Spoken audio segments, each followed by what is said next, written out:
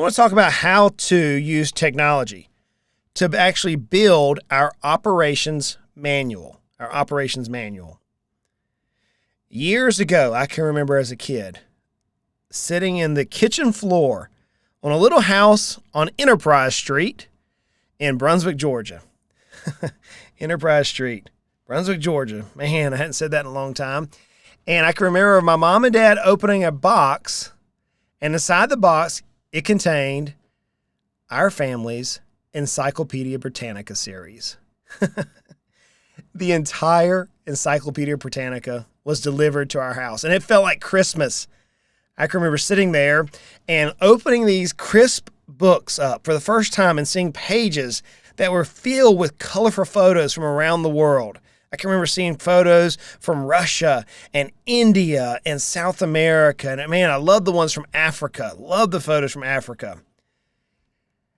You know, in the Encyclopedia Britannica, it contained an exhaustive amount of information of culture, of likes and dislikes, of actions, of historical accounts around the world. It had amazing stories of action and adventure. And it had some sad things too as you look through it. It was documenting life. When we're talking about an operations manual is very similar to the encyclopedia for your business, the encyclopedia for our business.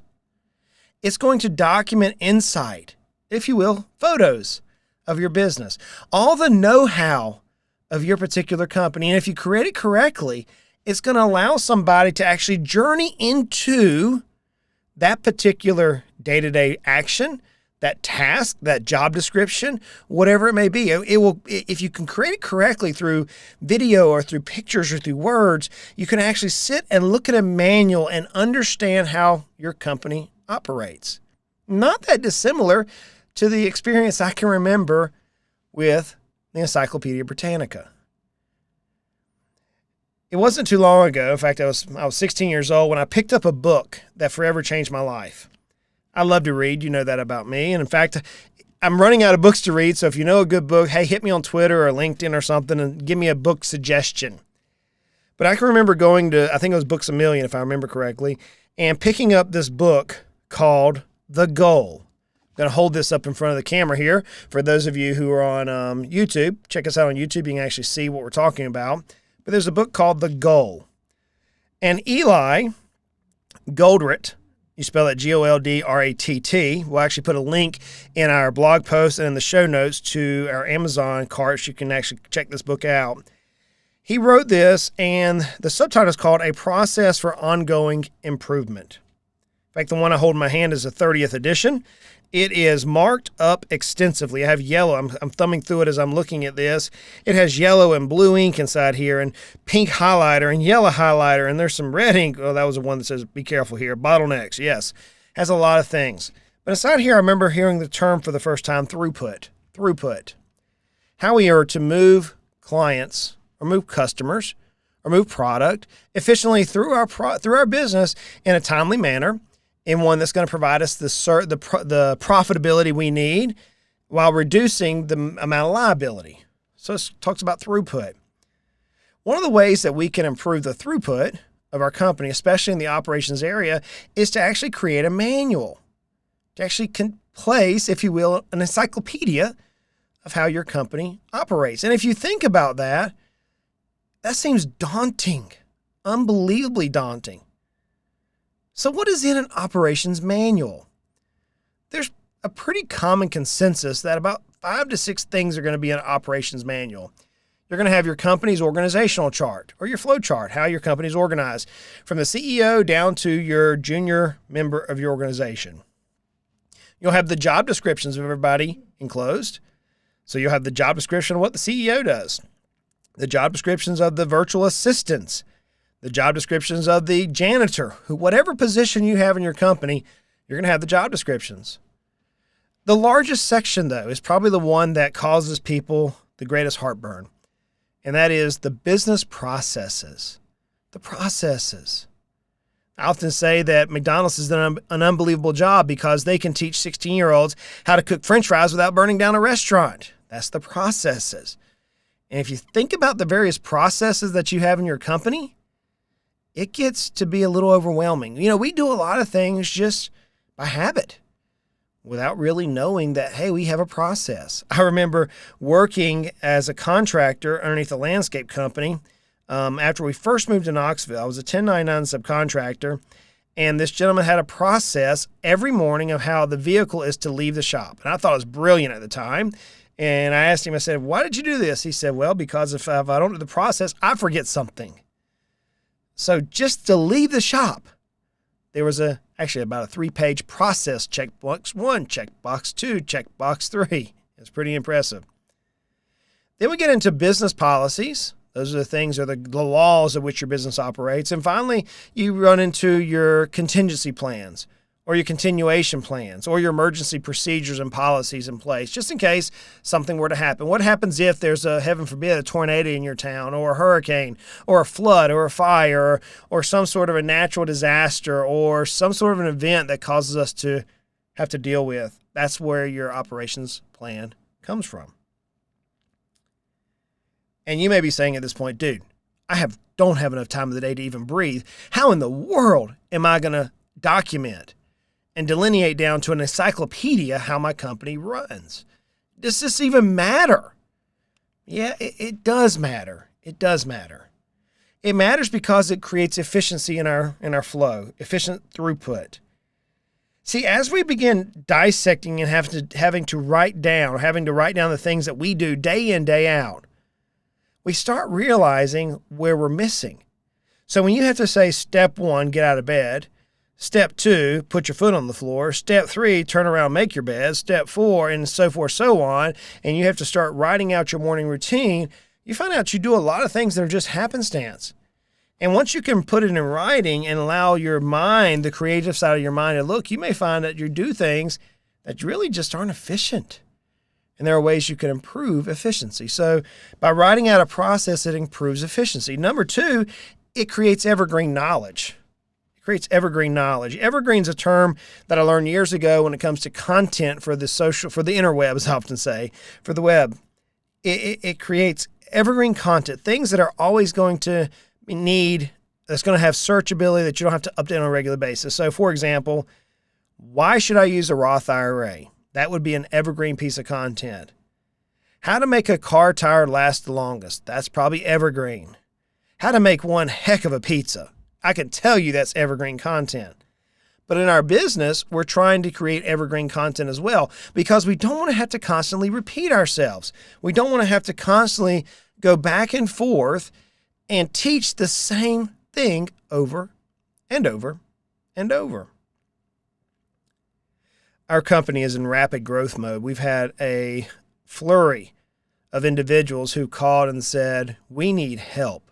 Business owners who've said, look, my finances, I got a guy, but, or they'll say, my business is struggling. I need help. And in our processes, we often talk about that we begin with financial planning. We go into efficiency of investment management. We start lowering costs and getting better positions in place for clients. And then we get into the business world. In my own business, because of the rapid growth, I found myself teaching the same software programs or the same conversations over and over and over. So by building an operations manual, I can save time while at the same time providing evergreen knowledge. And then finally, an operations manual creates employee accountability. If there's one complaint that I hear consistently from business owners, no matter what industry they're in, it is about employees. And candidly, I'm going to say that most of the time it's the business owner who's caused the problem because everything rises and falls on leadership, according to Mr. Maxwell, John Maxwell, and we haven't trained our employees. We get so busy that we don't give them the proper training or the proper resources needed for them to succeed. So having a operations manual in place creates employee accountability.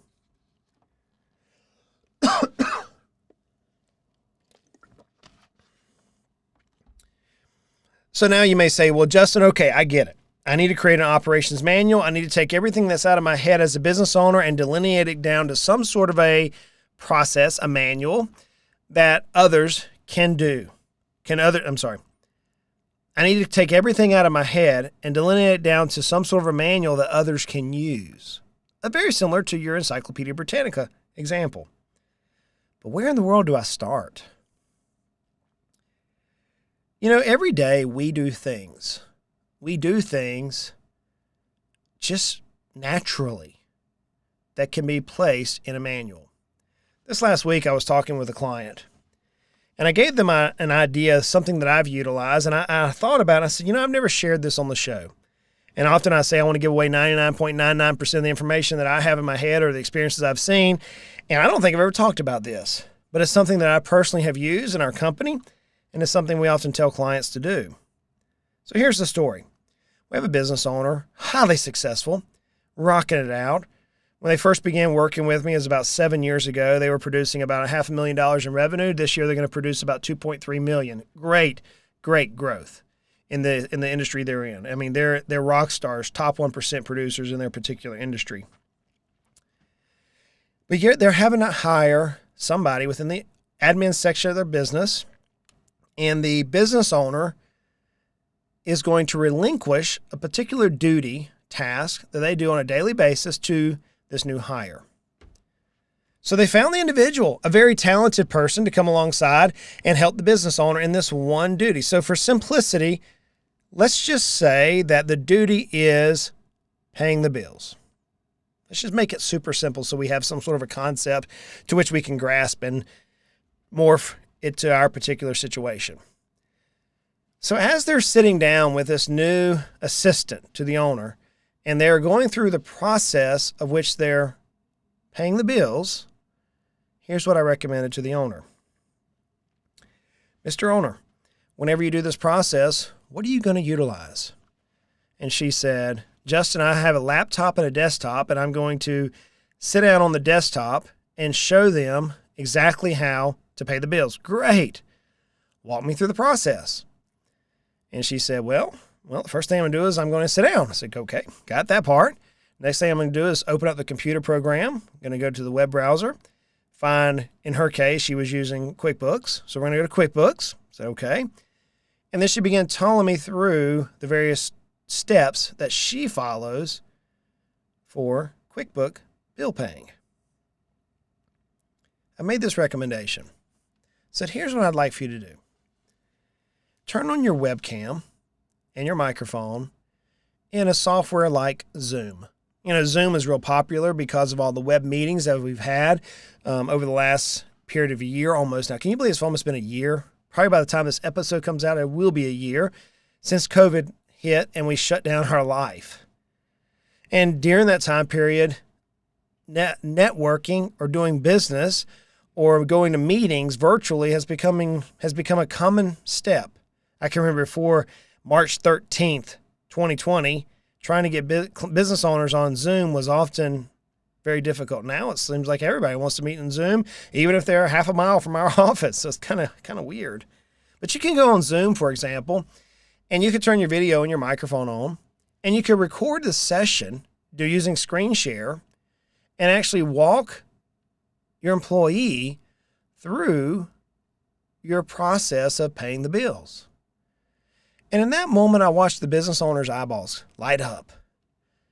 And she said, you know what? Not only can I do it for this, where I'm sharing on how to do something on a software program, I can actually walk them through how I make a sale. And we could do like some sort of a role playing. And I can show them here's how a sale should take place. I could take my phone camera and I can go around and document, here's where my eyes look at when I'm looking at efficiency or cleanliness within the showroom. Here's what I look at whenever I'm looking at the stock in the back business, and I can actually take my finger and point at people. I can point at the areas within the showroom and the warehouse. It didn't take long for this individual to gather the fact that technology, something as simple as using Zoom on a mobile device or a desktop, would allow them to unload or create processes that could be uploaded then to a manual. So let's delineate this a little further. This individual, this business owner, has now met with her new key employee, and now they've shown this key employee the process to which to pay the bills. And maybe they recorded a couple other videos. Once they record through Zoom or other recording softwares, now we have a downloadable feature.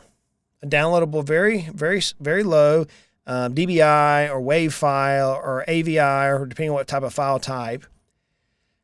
I told the business owner, I said, here's the next process. Do it again and again and again. Start recording every process that you can think of. And then what we'll do is we'll hire a virtual assistant to take these videos and build us a manual that includes both still pictures from the videos, maybe the audio portion of it from the videos, and actually write out what we're saying within a manual. So let's fast forward a year, because we've been doing this a year now with this individual.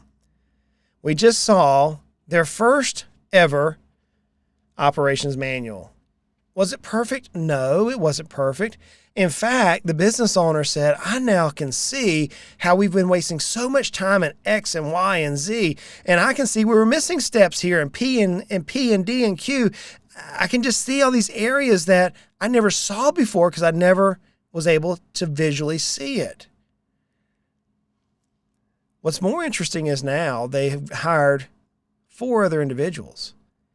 And the operations manual, using just simply Zoom and a virtual assistant through Fiverr or Uplink or something of the sort, they haven't had to spend as much time training.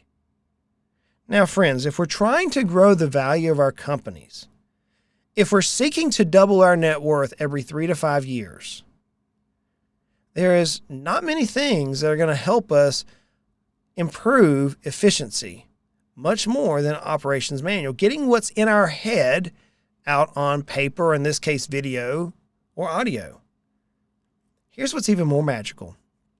Through COVID, in a business that was not a mandatory business, one that was shut down by the government, they had more revenue and more margin, more net operating income than ever before.